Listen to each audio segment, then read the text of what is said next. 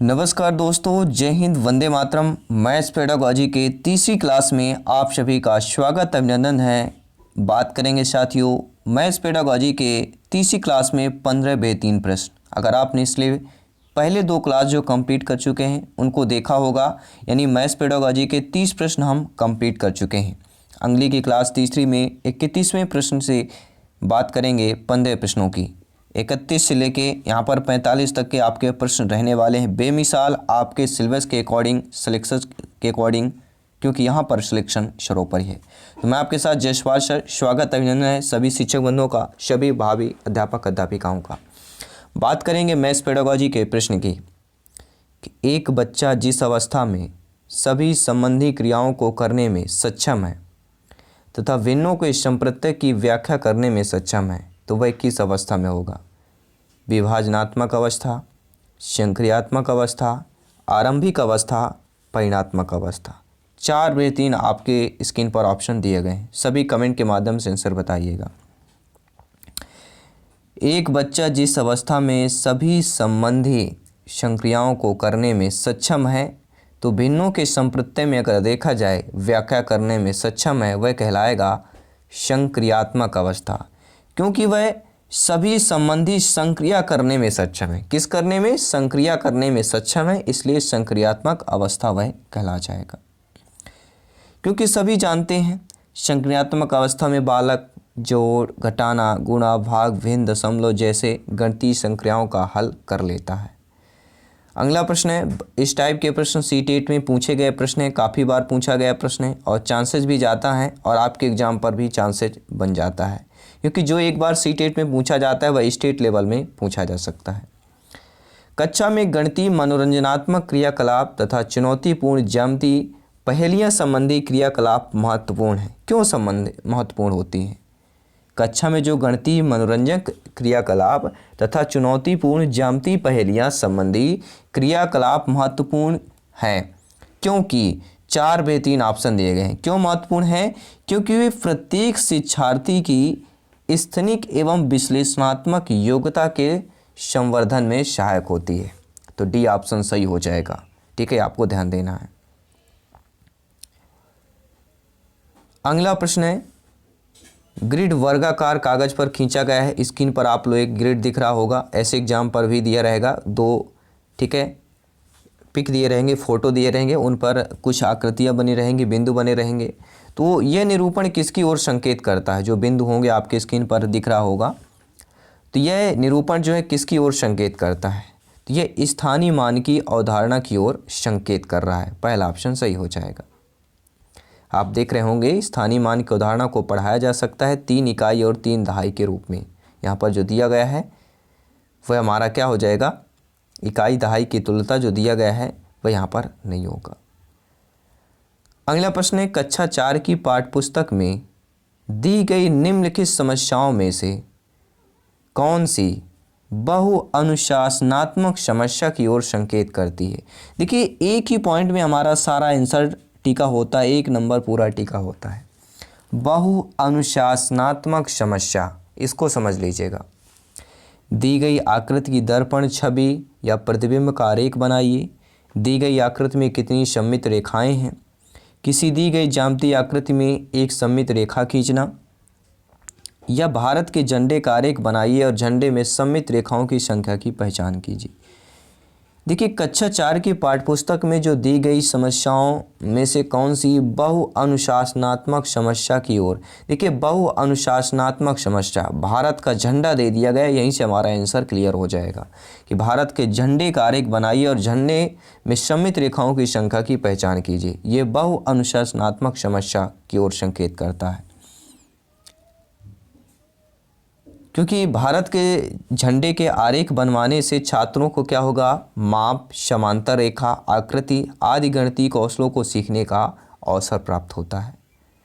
अगला प्रश्न है, आई होप सभी पैरामीटर अच्छे तरीके से समझ पा रहे होंगे। मैथ्स पेडागॉजी के इतना सरल नहीं जितना आप लोग समझते हैं, बहुत ही कठिन प्रश्न पूछे जाते हैं। जैसे कंसेप्ट के प्रश्न आएंगे, कंसेप्ट से ज़्यादा प्रश्न और बड़े और उलझे हुए प्रश्न आपके पेडागॉजी पर पूछे जाते हैं।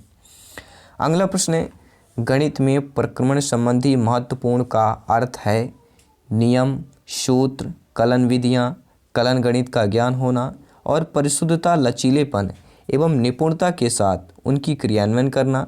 गणित में लचीलापन किसकी ओर संकेत करता है, यानी हमें लचीलेपन से मतलब है यहाँ पर पूछा जा रहा है कि गणित में जो लचीलापन होता है ये किसकी ओर हमें संकेत कर रहा है। 4 ऑप्शन दिए होंगे, ए बी सी डी आपके स्क्रीन पर देखिए 4 ऑप्शन दिया गया है। देखिए हम राइट ऑप्शन की बात करेंगे कि गणित के प्रक्रम संबंधी प्रभावपूर्णता या प्रवाहपूर्णता का अर्थ है नियम, सूत्र, कलन गणित का ज्ञान होना और परिशुद्धता, लचीलेपन एवं निपुणता के साथ उनका क्रियान्वयन करना। इतना सारा पढ़ना पड़ा, लेकिन प्रश्न हमारा क्या पूछा जा रहा है कि गणित में लचीलापन किसकी ओर संकेत कर रहा है। तो यह एक से अधिक उपागमों का प्रयोग करते हुए खास प्रकार की समस्या का समाधान करने की योग्यता पर संकेत कर रहा है। बी ऑप्शन सही हो जाएगा, क्योंकि ये सारा चीज़ आपका दिया गया है, ये आपका सीधा आंसर से मेल कर रहा है। तो क्वेश्चन आंसर का मेल संभव है, और जब मेल संभव है तो करेक्ट आंसर और 1 नंबर हमें करेक्ट मिल जाता है। अगला प्रश्न है साथियों, ध्यान दीजिएगा, इस टाइप के प्रश्न जरूर पूछे जाते हैं, सिलेक्शन के लिए बहुत ही इंपॉर्टेंट है। निम्नलिखित पर विचार करना है। देखिए यहाँ पर पूछा गया 5 + 3 = क्वेश्चन मार्क। इस सम्मित उत्तर प्रश्न का तदनुरूपी मुक्त उत्तर प्रश्न क्या होगा। 5 और 3 का योग में क्या जोड़ा जाए कि 8 प्राप्त हो जाए। क्या ऐसी 2 संख्याएं बताइए जिनका योग 8 है, या 5 और 3 का योग क्या होगा। देखिए साथियों, ये दिया गया, अब हमें कंफ्यूज क्या कर दिया गया, ये जो लाइन डालकर हमें क्या कंफ्यूज कर दिया गया कि इस सम्मित उत्तर प्रश्न का तदनुरूपी मुक्त उत्तर प्रश्न क्या होगा। देखिए उत्तर प्रश्न का तदनुरूपी मुक्त उत्तर प्रश्न क्या होगा, 5 और 3 का योग क्या होगा। हम यही समझते हैं, लेकिन यह नहीं होगा, क्योंकि तदनुरूपी मुक्त प्रश्न पूछा जा रहा है, मुक्त उत्तर प्रश्न पूछा जा रहा है। तो कोई ऐसी 2 संख्याएं बताइए जिनका योग 8 है। ये 5 और 3 को गोल कर दीजिए, क्योंकि तदनुरूपी मुक्त उत्तर प्रश्न फिर पूछा गया है, इसलिए हमारा सी ऑप्शन सही हो जाएगा। वैसे हम ऑलरेडी डी ऑप्शन करेंगे, लेकिन जो यह प्रश्न पूछ लिया गया उसके अकॉर्डिंग हमारा सी ऑप्शन सही होगा। क्यों होगा इसका रीजन भी बता देते हैं। यदि इस प्रश्न को मुक्त उत्तर वाला प्रश्न बनाना है तो इसका प्रश्न होगा कि कोई ऐसी 2 संख्या बताइए जिसका योग 8 है। इस प्रश्न को हल करते समय छात्र 2 भिन्न भिन्न अंकों को जोड़कर 8 प्राप्त करने का प्रयास करेगा। आई होप आप लोग समझ गए होंगे। अगला प्रश्न है, कक्षा 3 में गुणन की इकाई को अनुमोदित मूल संकल्पना दिया गया है। क्या पूछा गया, अनुमोदित मूल संकल्पना। कक्षा 3 के गुणन की इकाई में अनुमोदित मूल संकल्पना कौन सी होगी। 2 अंकी संख्या को 2 अंकी संख्या से गुणा करना, गुणन के गुणधर्म, क्रम गुण और समूह गुण, गुणन पर आधारित शब्द समस्या, 3 अंकी संख्याओं को 10 से गुणा करना। साथियों कक्षा 3 में गुणन की इकाई को अनुमोदित जो मूल संकल्पना है कि गुणन के गुणधर्म, क्रम गुण और समूह गुण हो जाएगा। बी ऑप्शन सही हो जाएगा। अगला प्रश्न है आप लोगों की स्क्रीन पर है 38 नंबर। आइए प्रश्न को हम देख लेते हैं। क्या प्रश्न, प्यारा सा प्रश्न है, सिलेक्शन वाला प्रश्न है, संभावित प्रश्न है कि भिन्न की इकाई से शिक्षक ने छात्रों से किन्हीं 5 भिन्नों की सूची बनाने के लिए कहा। आप भावी अध्यापक अध्यापिकाएं शिक्षक बंधु है, समझिएगा। भिन्न की इकाई से शिक्षक ने छात्रों से किन्हीं 5 भिन्नों की सूची बनाने के लिए कहा। यह प्रश्न संकेत करता है सोचने के उच्च स्तर को, विश्लेषणात्मक सोच को, त्रिविमीय आकृति की सोच को, या सोचने के निम्न स्तर को। समझिएगा, भिन्न की इकाई से शिक्षक ने छात्रों से किन्हीं 5 भिन्नों को सूची बनाने के लिए, भिन्न की इकाई से, तो यह प्रश्न सोचने के निम्न स्तर को यहाँ पर संकेत कर रहा है। क्यों होगा, देखिए भिन्न की इकाई से शिक्षिका ने छात्रों को, या सॉरी शिक्षक या शिक्षिका ने छात्रों से किन्हीं 5 भिन्नों की सूची बनाने के लिए कहा। इस प्रश्न से यह संकेत प्राप्त होता है कि शिक्षक शिक्षार्थी के सोचने के निम्न स्तर की जांच कर रहा है। काफ़ी बार स्तर होते हैं, अलग अलग स्तर होते ही थे, ये निम्न स्तर का प्रश्न कहला जाएगा। सोचने की बात कर रहे हैं। अगला प्रश्न देखिए, निम्नलिखित कक्षा की पाठ्यपुस्तक में से एक सवाल कि यहाँ 4 खंबे हैं जिनका माप क्रमशः 105 सेंटीमीटर, 215, 150, 235 सेंटीमीटर। नहीं, कक्षा की पाठ्य पुस्तक एक सवाल है कि 4 खंबे हैं जिनकी माप दी गई है। यदि उन्हें समान लंबाई के टुकड़ों का काटना है तो प्रत्येक टुकड़े की अधिकतम लंबाई क्या होगी। समान लंबाई के बराबर काटना है तो प्रत्येक टुकड़े की अधिकतम लंबाई पूछा जा रहा है। तो मतलब ऐसा सवाल किस लिए पूछा गया है ये भी अभी हमें हल नहीं करना है, पेडागॉजी प्रश्न है। ये क्यों पूछा गया है अब हमें आपको बताना। प्रश्न यहाँ से स्टार्ट होता है। क्यों पूछा गया है? क्योंकि सीखी गई संकल्पनाओं का प्रयोग करते हुए समस्या समाधान कौशल को बढ़ाने के लिए किया गया है। इस प्रकार के प्रश्न सीखी गई संकल्पनाओं का प्रयोग करते हुए समस्या समाधान कौशल को बढ़ाने के लिए पूछा जाता है। आई होप आप लोग समझ चुके होंगे।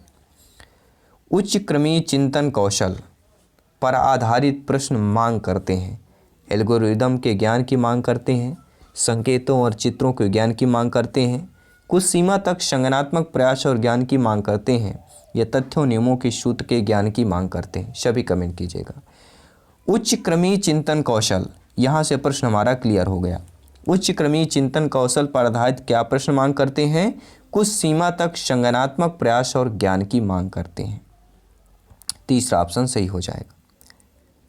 अगला प्रश्न है, समझिएगा इस टाइप के प्रश्न ज़्यादातर आपके C TET, M P TET, U P TET पर पूछे जाते हैं कि कक्षा 3 में 2 अंकीय संख्याओं के व्यकलन को प्रस्तुत करने के लिए शिक्षक निम्नलिखित चरणों का अनुगमन करता है। पहला चरण है स्थानीय मान अवस्था की समझ के साथ 2 अंकीय संख्याओं की पुनरावृत्ति करना। दूसरा चरण है यह प्रदर्शित करने के लिए कि छोटी संख्या को बड़ी संख्या से घटाया जा सकता है।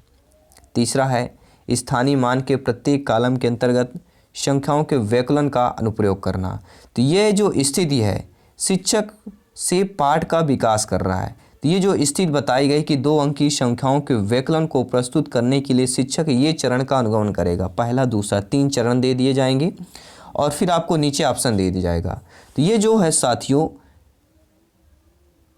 इस स्थिति में शिक्षक से जो है पाठ का विकास हो रहा है। किसका विकास हो रहा है? व्यवस्था, संकल्पना, परिकल्पना और प्रक्रिया संक्रिया का विकास हो रहा है। पहले में व्यवस्था, दूसरे में संकल्पना परिकलन और तीसरे में प्रक्रिया संक्रिया का विकास हो रहा है। ये काफ़ी कठिन प्रश्न होते हैं, ध्यान दीजिएगा। नोट्स PDF फाइल प्राप्त करना है, टेलीग्राम पर सर्च करें जयसवाल कोचिंग सेंटर। जी हाँ, बात करेंगे 2-3 प्रश्न, इनको भी कंप्लीट करते हैं। सभी को पता है प्रत्येक पेडागॉजी क्लास में हम 15 ही प्रश्न करते हैं।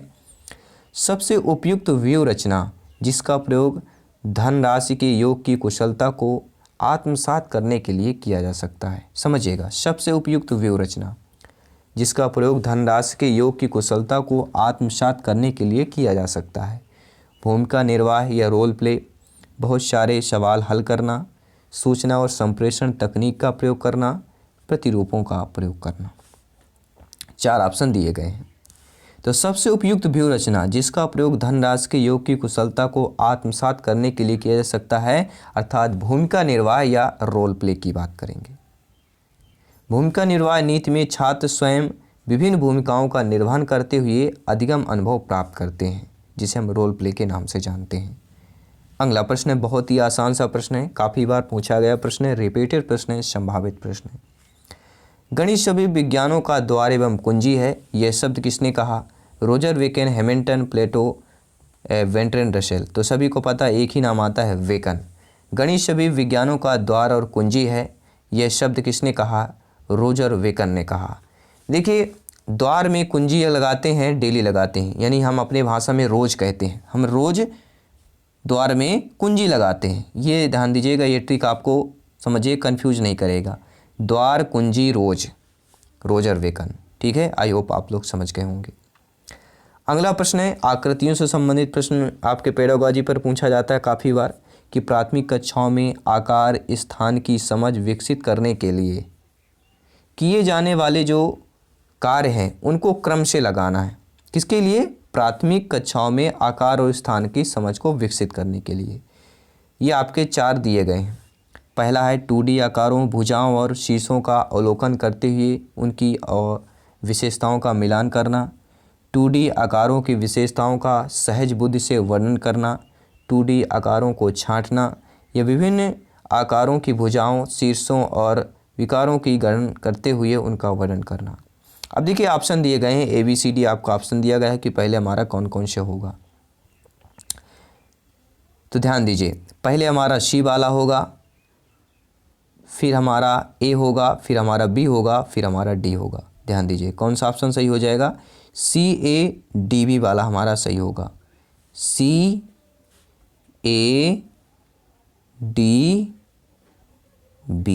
ये ध्यान दीजिएगा। पहला आकार हो, पहले 2D आकृति उनको छांट लीजिए, फिर 2D आकृति की भुजाओं और शीशों का अवलोकन करते हुए उनकी विशेषताओं का मिलान कीजिए। इसके बाद विभिन्न 2D आकारों की भुजाओं और उनके शीशों और विकर्णों को गुणा करते हुए उनका वर्णन कीजिए। फिर चौथा आता है 2D आकृतियों की विशेषताओं का सहज बुद्धि से वर्णन करना। तो ये हमारा ऑप्शन सही हो जाएगा। कोई भी डाउट हो कमेंट करें, फीडबैक करें। समझ में अगर आपके नहीं आ रहा तो वो भी आप लोग कमेंट कर सकते हैं फीडबैक के माध्यम से, कमेंट के माध्यम से।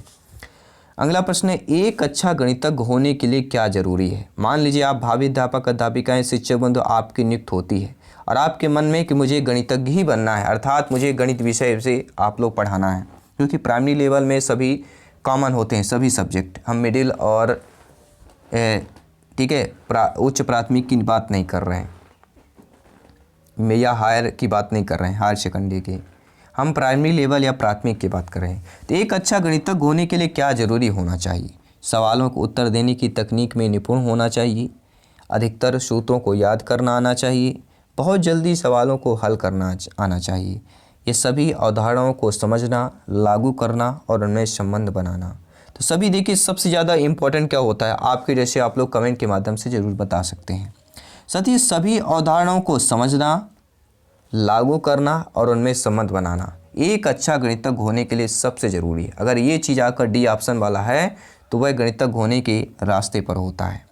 तो ये दोस्तों आज के महत्वपूर्ण 15 प्रश्न क्लास नंबर 3 हमने कंप्लीट कर लिया, यानी टोटल पेडागोजी के 45 प्रश्न हम ऑलरेडी कंप्लीट कर चुके हैं। अगर आपने इसके पहले क्लास नहीं देखी है तो जाइए चैनल को विजिट कीजिए, मैथ्स पेडागोजी की आपकी क्लास मिल जाएगी।